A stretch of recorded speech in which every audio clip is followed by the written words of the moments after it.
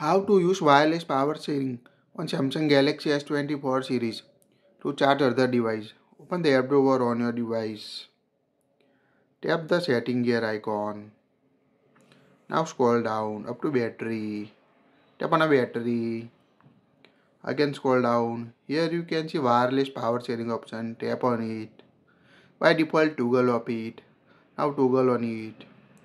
Now when you toggle you can see ready the charge message on screen. When enable wireless power sharing on your Samsung phone, it will helpful to charge your device with another phone. Put the center of your phone back to back with another device to charge the device.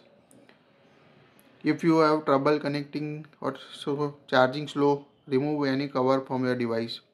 You can also see battery limit option here. First of all, toggle off. Tap on a battery limit.